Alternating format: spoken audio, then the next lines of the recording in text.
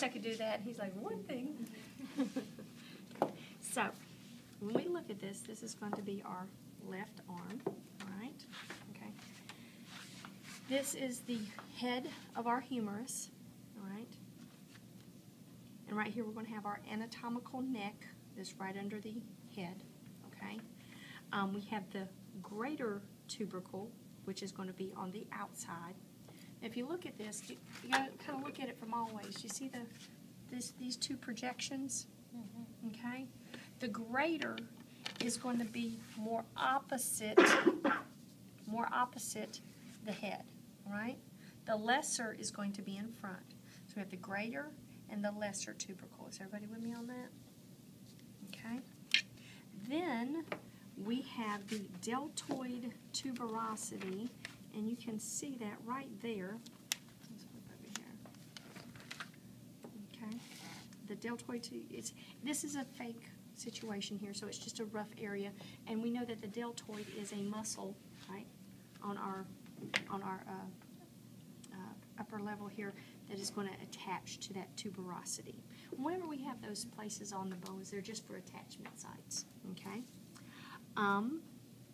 We have the capitulum. And everybody wants to see this really round. You see that really round piece there?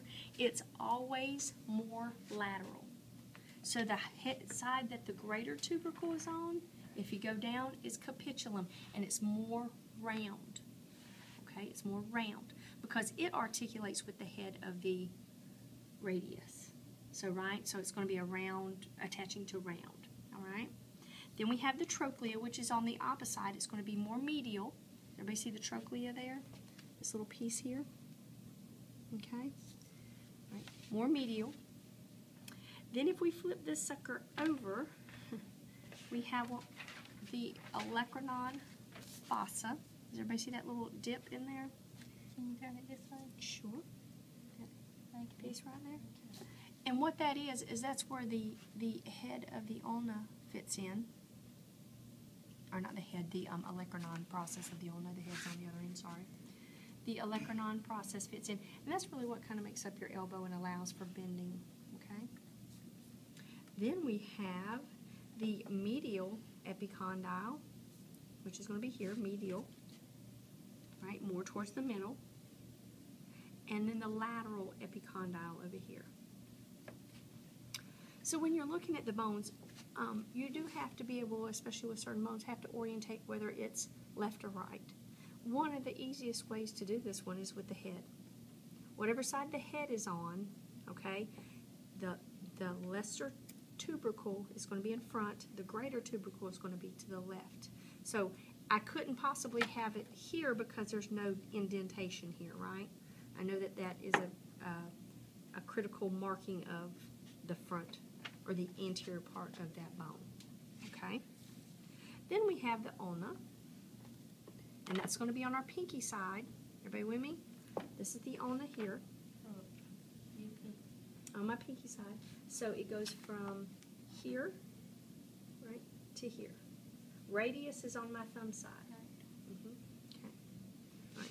So, excuse me, if I look for on my ulna, the first one we have is olecranon, and remember, that's going to be right here. It fits into the olecranon fossa, right? So my olecranon or olecranon process is going to be really what makes up the elbow. That's the pointy thing on the elbow. Okay? Next we have and I don't have a separate, let me get a separate bone here.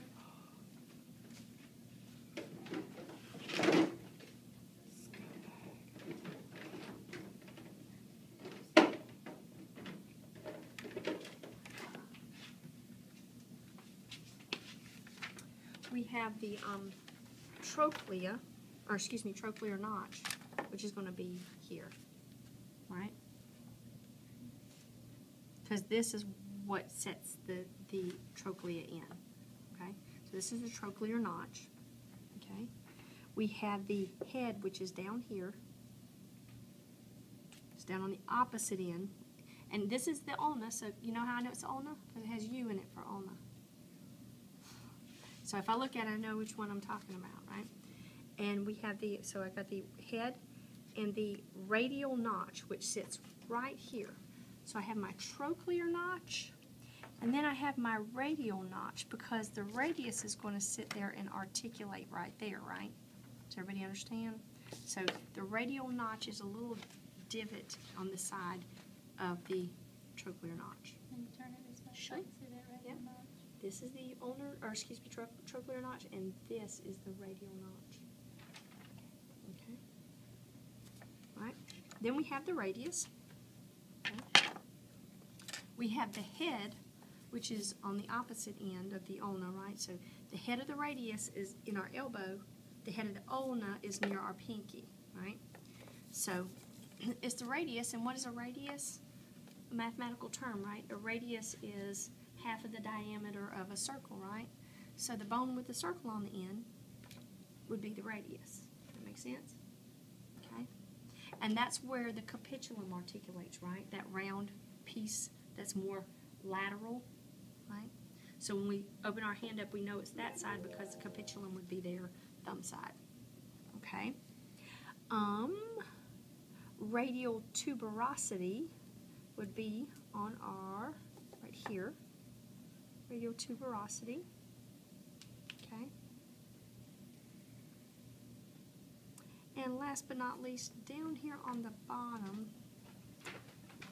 it doesn't show it yet. Here it is. It's better here. This is going to be our, and it's not a real great one, this is our ulnar notch. Okay? So if we look at these two together, and I'll show you all this stuff together on these, but I wanted to show the individual parts. Okay? So let's go through this again. Our ulna is here. Okay? It has the olecranon, okay, which is going to be this big piece here. Okay? We have our trochlear notch, which you see is right on the inside there. That's what makes the U. Okay? And then we have the radial notch. Do you see where the radial notch is now that the radial head is next to it? Right? That notch right there. Everybody see that? Then we have the radius. We have the head of the radius. That's what rotates there. Okay? We have the radial tuberosity on that side. And then finally, we have the ulnar notch, which is down here on the other end, near the head of the ulna. It is right here, and the head of the ulna articulates with the radius there.